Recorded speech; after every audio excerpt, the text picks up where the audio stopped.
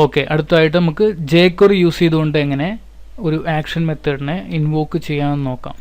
So ഇവിടെ നമുക്കൊരു page ഉണ്ട്, ഇൻഡെക്സ് എന്ന് പറഞ്ഞ പേജ്. ഇതിനകത്ത് നമുക്ക് jQuery ഫയൽ സ്പെസിഫൈ ചെയ്ത് കൊടുക്കണം. jQuery ഫയൽ ഈ പേജിലേക്ക് റെഫർ ചെയ്യാൻ നമുക്ക് സ്ക്രിപ്റ്റ് ടാഗ് യൂസ് ചെയ്യാം. സ്ക്രിപ്റ്റ് ടാഗിനകത്ത് src എന്ന ആട്രിബ്യൂട്ടിന് അകത്ത് നമുക്ക് ഈ ഫയലിൻ്റെ പാത്ത് സ്പെസിഫൈ ചെയ്ത് കൊടുക്കാം.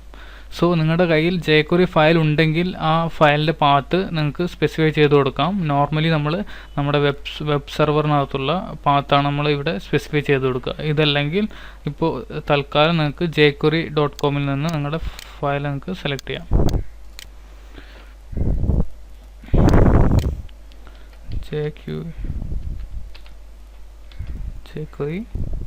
jQuery.com.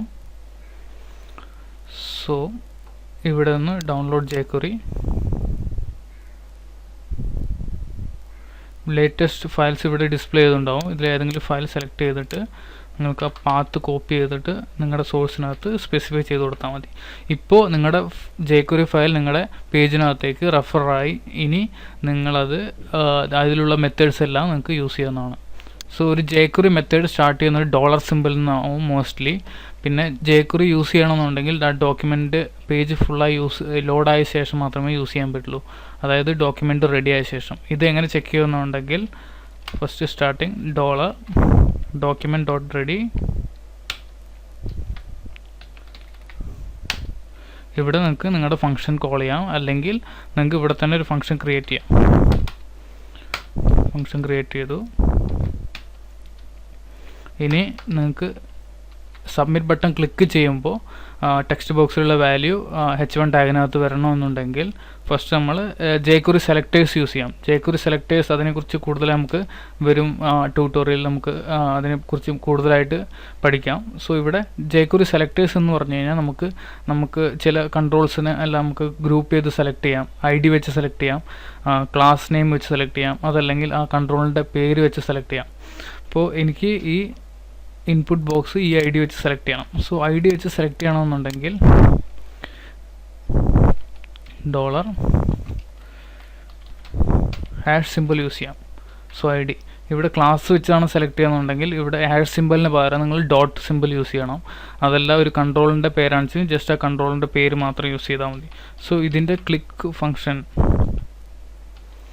ഫംഗ്ഷനിൽ എനിക്കൊരു പുതിയ ഫംഗ്ഷൻ എഴുതാം, അല്ലെങ്കിൽ നമുക്കൊരു ഫംഗ്ഷൻ ഓൾറെഡി ഉള്ള ഫംഗ്ഷൻ കോൾ ചെയ്യാം. സോ ഇവിടെ എനിക്ക് jQuery പോസ്റ്റ് മെത്തേഡ് യൂസ് ചെയ്യാം. So jQuery post method use ചെയ്യാൻ $.post എന്ന മെത്തേഡ് ഡയറക്റ്റ്ലി കോൾ ചെയ്താൽ മതി.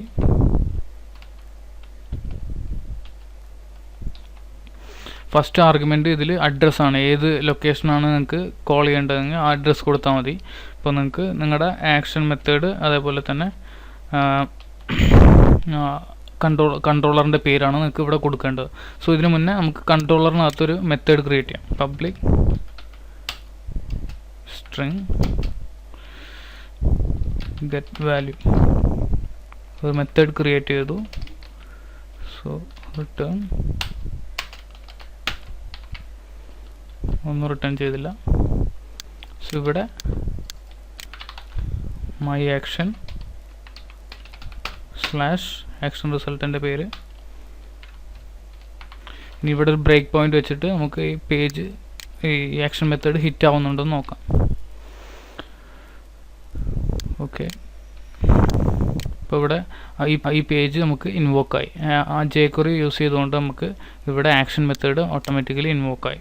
ഇനി നമുക്ക് ഇവിടെ ഈ ടെക്സ്റ്റ് ബോക്സിലുള്ള വാല്യൂ നമുക്ക് ഇവിടെ h1 ടാഗിനകത്ത് ഡിസ്പ്ലേ ചെയ്യണം. സോ അതിനായി പേജിനകത്ത് ASPX ഫയലിനകത്ത് നെക്സ്റ്റ് ആർഗ്യുമെൻറ്റ് ഇവിടുന്ന് ടെക്സ്റ്റ് ബോക്സ് വാല്യൂ അങ്ങോട്ട് പാസ് ചെയ്യണം, അവിടുന്ന് തിരിച്ച് റിസീവ് ചെയ്യണം. സോ പോസ്റ്റ് മെത്തേഡിൻ്റെ നെക്സ്റ്റ് ആർഗ്യുമെൻ്റ് ആണ് ഇവിടെയാണ് നമുക്ക് ആർഗ്യുമെൻറ്റ് സ്പെസിഫൈ ചെയ്യാൻ. ഫുൾ പാരാന്തസിസ് നമുക്ക് കൊടുത്തിട്ട് അതിനകത്ത് നമുക്ക് ഇഷ്ടമുള്ള ആർഗ്യുമെൻറ്റ്സ് നമുക്ക് ഇവിടുന്ന് പാസ് ചെയ്യാം. So argument name full colon നിങ്ങളുടെ ആർഗ്യുമെൻറ്റ് വാല്യൂ. സോ ഇവിടെ നിങ്ങൾക്ക് നിങ്ങളുടെ ടെക്സ്റ്റ് ബോക്സിൻ്റെ വാല്യൂ എടുക്കാവുന്നതാണ്. സോ ടെക്സ്റ്റ് ബോക്സിൻ്റെ വാല്യൂ എടുക്കാനും jQuery സെലക്ടേഴ്സ് യൂസ് ചെയ്യാം. $, സെലക്ടറിൻ്റെ പേര് #text box. So I D വെച്ച് സെലക്ട് ചെയ്യുന്ന കാരണം ടെക്സ്റ്റ് ബോക്സ് എന്ന് കൊടുത്തു. ഡോട്ട് വാല്യൂ എടുക്കുന്നതുകൊണ്ട് വാൽ എന്ന് സ്പെസിഫൈ ചെയ്ത് കൊടുത്തു. ഇതുപോലെ നിങ്ങൾക്ക് സക്സസ് ആകുമ്പോൾ എന്ത് നടക്കണം, അതായത് സക്സസ് ആകുമ്പോൾ ഒരു ഫംഗ്ഷൻ കോൾ ചെയ്യാം, അല്ലെങ്കിൽ ഒരു ഫംഗ്ഷൻ ഇവിടെ ക്രിയേറ്റ് ചെയ്യാം.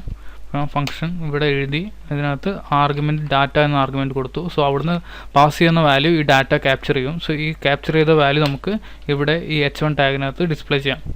സോ $h1 ടാഗ് സെലക്ട് ചെയ്യാൻ ഹാഷ് h1ൻ്റെ I D head1 dot HTML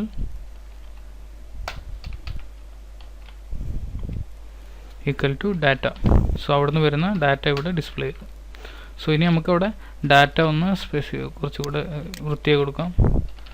this is from controller using JQuery. So അവിടെ നമ്മൾ ഒരു ആർഗ്യുമെൻറ്റ് സ്പെസിഫൈ ചെയ്ത് കൊടുത്തിട്ടുണ്ട്. ഇതേ ആർഗ്യുമെൻറ്റ് നെയിം ഈ ആക്ഷൻ മെത്തേഡിനകത്ത് സ്പെസിഫൈ ചെയ്താലേ നമുക്ക് ആ ആർഗ്യുമെൻറ്റ് ഇവിടെ യൂസ് ചെയ്യാൻ സാധിക്കൂ. സോ സ്ട്രിങ് ആർഗ്യുമെൻറ്റിൻ്റെ പേര്, അതേ സ്ട്രിങ് ഇവിടെ നമുക്ക് ഈ സ്ട്രിങ് റിട്ടേൺ സ്ട്രിങ്ങിൻ്റെ കൂടെ അപ്പൻഡ് ചെയ്ത് കൊടുത്തു. ഇനി നമുക്ക് ഇതൊന്ന് റൺ ചെയ്ത് നോക്കാം.